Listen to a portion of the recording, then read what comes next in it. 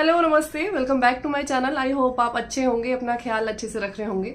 तो मेरी एक सब्सक्राइबर हैं तनुजा गुजर, वो मुझे बहुत सारे कमेंट्स करती रहती हैं ऑफ एंड ऑन मैनिफेस्टेशन से रिलेटेड।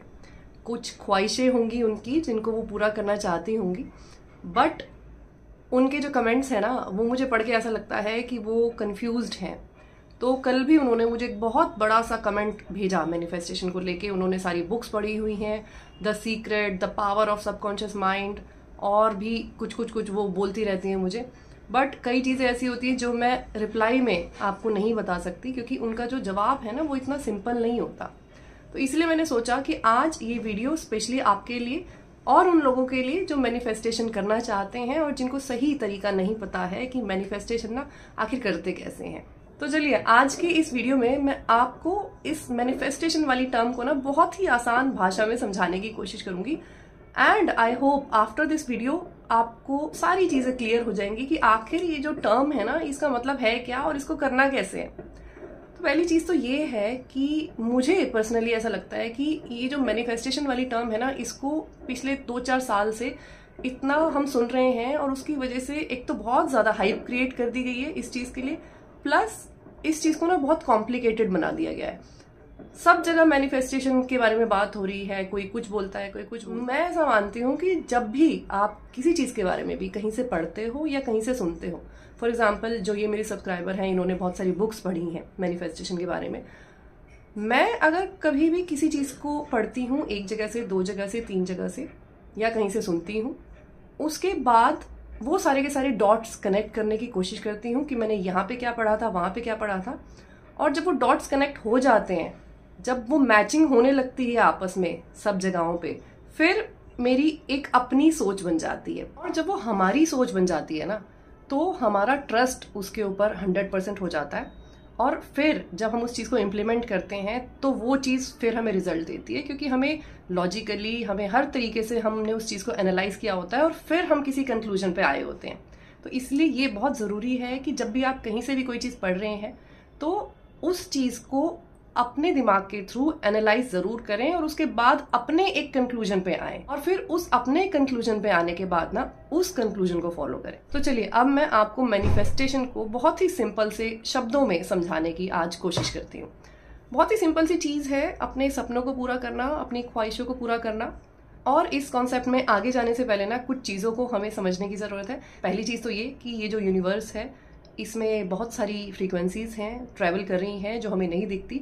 हमारी ही फ्रीक्वेंसीज से, जो भी हम लोग इस अर्थ पे हैं, हम सब लोगों की फ्रीक्वेंसीज ट्रैवल करती रहती हैं और हम सब लोग आपस में कनेक्टेड हैं उन फ्रीक्वेंसीज के थ्रू। इसीलिए ऐसा होता है कि कभी कभी हमें जब कोई बहुत दिल से याद करता है तो हमें पहले ही पता चल जाता है, और फिर जब उसका फ़ोन आता है तो वो बताता है कि हाँ, मैं तुम्हें 1-2 दिन से याद कर रहा था। टेलीपैथी का कॉन्सेप्ट फ्रीक्वेंसी के थ्रू होता है। इसी तरीके से सारी चीज़ें, फ्रीक्वेंसी जो हम वाइब्रेट करते हैं वो यूनिवर्स में जाती हैं और उसी हिसाब से हम वो चीज़ें अट्रैक्ट करते हैं जैसे कि हमारी फ्रीक्वेंसी होती है। फॉर एग्जाम्पल, अगर मैं बहुत लो रहती हूँ, बहुत उदास रहती हूँ, सैड रहती हूँ, तो मेरी जो फ्रीक्वेंसी है ना वो बहुत लो है, और वो लो फ्रीक्वेंसी यूनिवर्स में जो और लो फ्रीक्वेंसीज ट्रैवल कर रही हैं उनसे कनेक्ट होती है, और वही लो फ्रीक्वेंसी मैं वापस अट्रैक्ट करती हूँ।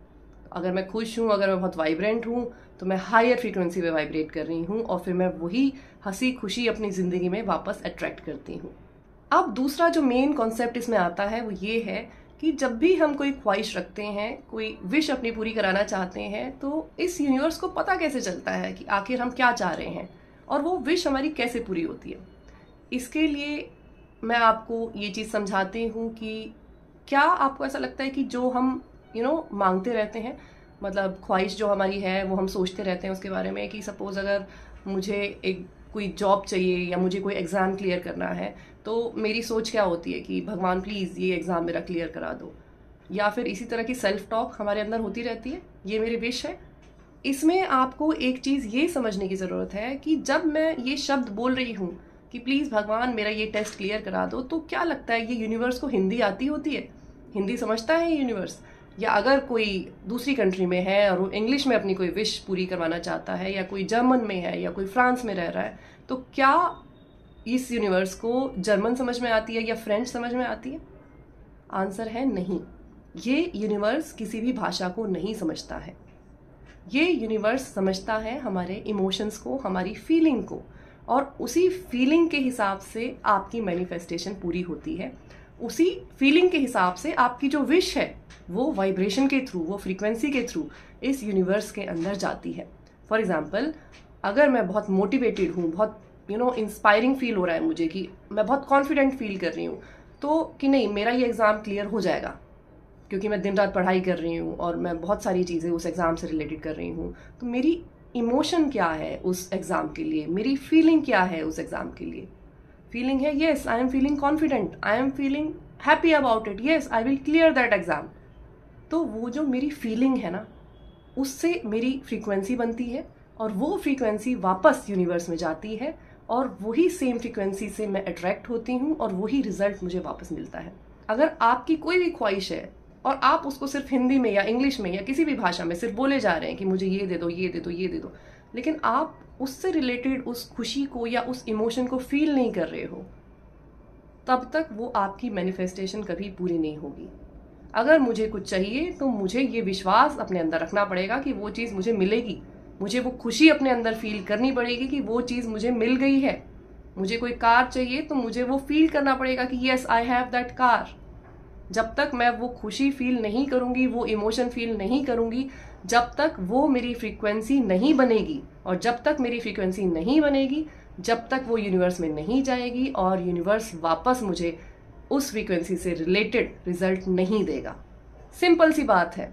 कोई लोग बोलते हैं विजुलाइज करो, कोई लोग बोलते हैं फील करो, कोई लोग बोलते हैं ये करो वो करो। बहुत कॉम्प्लिकेटेड बना दिया गया है इस चीज़ को। बहुत सिंपल है, आपको सिर्फ वो चीज़ को फील करना है कि वो चीज़ आपके पास है। आपको सिर्फ ये फील करना है कि वो चीज़ आपको मिल गई है। मुश्किल होता है, मुझे पता है, जब वो चीज़ हमारे पास नहीं होती तो ये मुश्किल होता है, लेकिन इसको कॉम्प्लिकेटेड बनाने की ज़रूरत बिल्कुल भी नहीं है। सिर्फ फीलिंग का खेल है और कुछ नहीं है, क्योंकि फीलिंग ही समझ में आती है इस यूनिवर्स को। अगर आप फील कर सकते हैं उस चीज़ को, लाइक कि हाँ ये तो मिल चुकी है मुझे, मिलने के बाद कैसा फील होगा आपको, सेम टू सेम वैसा नहीं फील कर सकते 100%, 60%, 70% अगर आप फील कर रहे हो, काम हो जाएगा। रिलेशनशिप में हो, किसी को चाहते हो कि कोई आपकी लाइफ में आ जाए, तो सिर्फ फील करना है कि वो इंसान आपको मिल चुका है। शादी करना चाहते हो किसी से, फील करना है कि आपकी शादी उससे हो चुकी है। ऐसे ही एक्ट करना है दिन भर जैसे कि आपकी शादी उससे हो चुकी है। कैसा एक्ट करोगे अगर शादी हो जाएगी तो? ये जॉब चाहिए, अगर वो जॉब मिल जाएगी तो कैसा फील करोगे? वर्क फ्रॉम होम कर रहे हो सपोज, क्योंकि आप जा तो सकते नहीं ना वो जॉब करने जब तक मिली नहीं है। सोचो कि वर्क फ्रॉम होम है, पूरे दिन उस चीज़ को फील करने की कोशिश करो। 15-20 दिन का खेल है, बस फील कर सकते हो जितनी इंटेंसिटी से, उतनी जल्दी रिजल्ट आपको मिलेंगे।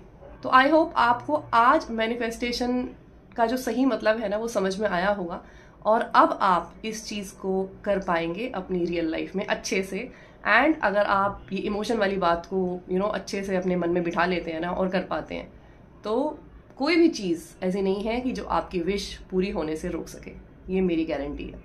तो आज की वीडियो में बस इतना ही। आई होप आपको वीडियो अच्छा लगा होगा। वीडियो अगर अच्छा लगा है तो अपने फ्रेंड्स और अपनी फैमिली के साथ शेयर जरूर किया करो। चैनल पे अगर पहली बार आए हो तो सब्सक्राइब करना बिल्कुल मत भूलना। मैं आपसे फिर मिलूंगी एक नई वीडियो के साथ। तब तक अपना बहुत सारा ख्याल रखिए। Lots of love to you. Take care. Bye bye.